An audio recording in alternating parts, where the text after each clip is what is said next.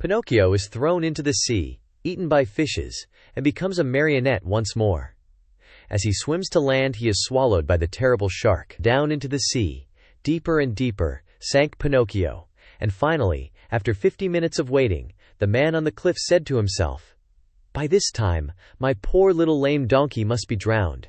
Up with him, and then I can get to work on my beautiful drum." He pulled the rope which he had tied to Pinocchio's leg, pulled and pulled and pulled, and, at last, he saw appear on the surface of the water.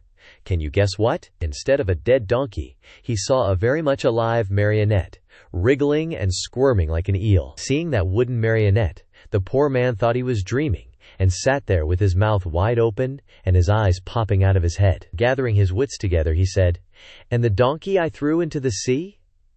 "I am that donkey," answered the marionette, laughing. "You?" "I." "Ah, you little cheat, his muss. Are you poking fun at me?"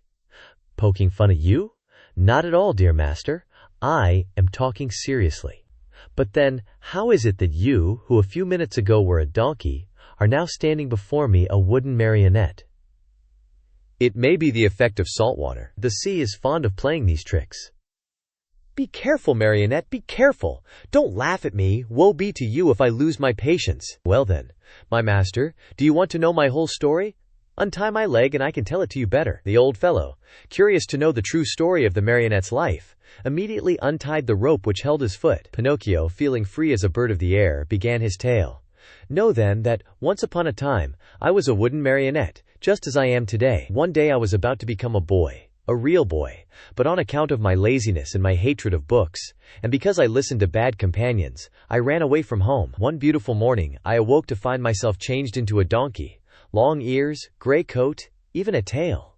What a shameful day for me. I hope you will never experience one like it, dear master. I was taken to the fair and sold to a circus owner, who tried to make me dance and jump through the rings. One night, during a performance, I had a bad fall and became lame. Not knowing what to do with a lame donkey, the circus owner sent me to the marketplace and you bought me." "Indeed I did, and I paid 4 cents for you. Now who will return my money to me?" "But why did you buy me? You bought me to do me harm, to kill me, to make a drumhead out of me." "Indeed I did. And now where shall I find another skin?" "Never mind, dear master. There are so many donkeys in this world. Tell me, impudent little rogue, does your story end here?" "One more word," answered the marionette, "and I am through. After buying me, you brought me here to kill me. But feeling sorry for me, you tied a stone to my neck and threw me to the bottom of the sea. That was very good and kind of you to want me to suffer as little as possible, and I shall remember you always. And now my fairy will take care of me, even if you—" "Your fairy? Who is she?" "She is my mother, and like all other mothers who love their children, she never loses sight of me, even though I do not deserve it. And today this good fairy of mine, as soon as she saw me in danger of drowning, sent 1,000 fishes to the spot where I lay. They thought I was really a dead donkey and began to eat me. What great bites they took! One ate my ears, another my nose, a third my neck and my mane. Some went at my legs and some at my back. And among the others, there was one tiny fish so gentle and polite that he did me the great favor of eating even my tail. From now on," said the man, horrified, "I swear I shall never again taste fish. How I should enjoy opening a mullet or a whitefish just to find there the tail of a dead donkey." "I think as you do," answered the marionette, laughing. "Still, you must know that when the fish finished eating my donkey coat, which covered me from head to foot, they naturally came to the bones, or rather, in my case, to the wood. For as you know, I am made of very hard wood." After the first few bites, those greedy fish found out that the wood was not good for their teeth, and, afraid of indigestion, they turned and ran here and there without saying goodbye or even as much as thank you to me. Here, dear master, you have my story. You know now why you found a marionette and not a dead donkey when you pulled me out of the water."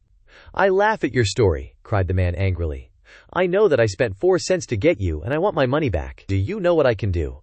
I am going to take you to the market once more and sell you as dry firewood." "Very well, sell me. I am satisfied," said Pinocchio. But as he spoke, he gave a quick leap and dived into the sea. Swimming away as fast as he could, he cried out, laughing, "Goodbye, master. If you ever need a skin for your drum, remember me." He swam on and on. After a while he turned around again and called louder than before, Goodbye, master. If you ever need a piece of good dry firewood, remember me." In a few seconds he had gone so far he could hardly be seen. All that could be seen of him was a very small black dot moving swiftly on the blue surface of the water. A little black dot which now and then lifted a leg or an arm in the air. One would have thought that Pinocchio had turned into a porpoise playing in the sun. After swimming for a long time, Pinocchio saw a large rock in the middle of the sea. A rock as white as marble. High on the rock stood a little goat, bleating and calling and beckoning to the marionette to come to her. There was something very strange about that little goat. Her coat was not white or black or brown as that of any other goat, but azure.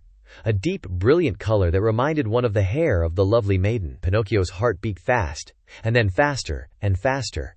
He redoubled his efforts and swam as hard as he could toward the white rock. He was almost halfway over, when suddenly a horrible sea monster stuck its head out of the water. An enormous head with a huge mouth wide open, showing 3 rows of gleaming teeth, the mere sight of which would have filled you with fear. Do you know what it was? That sea monster was no other than the enormous shark, which has often been mentioned in this story, and which, on account of its cruelty, had been nicknamed the Attila of the Sea by both fish and fishermen. Poor Pinocchio. The sight of that monster frightened him almost to death. He tried to swim away from him, to change his path, to escape, but that immense mouth kept coming nearer and nearer. "Hasten, Pinocchio, I beg you!" bleated the little goat on the high rock. And Pinocchio swam desperately with his arms, his body, his legs, his feet. "Quick, Pinocchio, the monster is coming nearer!" Pinocchio swam faster and faster and harder and harder. "Faster, Pinocchio! The monster will get you! There he is! There he is! Quick! Quick, or you are lost!" Pinocchio went through the water like a shot, swifter and swifter. He came close to the rock. The goat leaned over and gave him one of her hoofs to help him up out of the water. Alas! It was too late. The monster overtook him, and the marionette found himself in between the rows of gleaming white teeth. Only for a moment, however, for the shark took a deep breath, and, as he breathed, he drank in the marionette as easily as he would have sucked an egg. Then he swallowed him so fast that Pinocchio, falling down into the body of the fish, lay stunned for a half hour. When he recovered his senses, the marionette could not remember where he was. Around him all was darkness, a darkness so deep and so black that for a moment he thought he had put his head into an inkwell.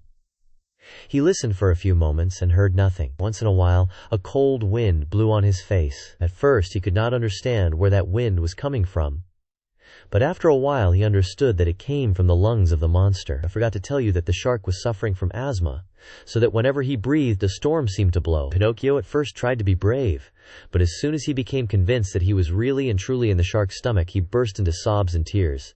"Help! Help!" he cried. "Oh, poor me! Won't someone come to save me?" "Who is there to help you, unhappy boy?" said a rough voice, like a guitar out of tune. "Who is talking?" asked Pinocchio, frozen with terror. "It is I, a poor tunny swallowed by the shark at the same time as you. And what kind of a fish are you?" "I have nothing to do with fishes. I am a marionette." "If you are not a fish, why did you let this monster swallow you?" "I didn't let him. He chased me and swallowed me without even a 'by your leave.' And now what are we to do here in the dark? Wait until the shark has digested us both, I suppose." "But I don't want to be digested," shouted Pinocchio, starting to sob. "Neither do I," said the tunny. "But I am wise enough to think that if one is born a fish, it is more dignified to die under the water than in the frying pan." "What nonsense!" cried Pinocchio. "Mine is an opinion," replied the tunny, "and opinions should be respected. But I want to get out of this place. I want to escape. Go, if you can."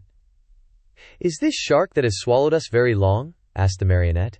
"His body, not counting the tail, is almost a mile long." While talking in the darkness, Pinocchio thought he saw a faint light in the distance. "What can that be?" he said to the tunny. "Some other poor fish, waiting as patiently as we to be digested by the shark. I want to see him. He may be an old fish, and may know some way of escape. I wish you all good luck, dear marionette. Goodbye, tunny." "Goodbye, marionette, and good luck. When shall I see you again?" "Who knows? It is better not to think about it."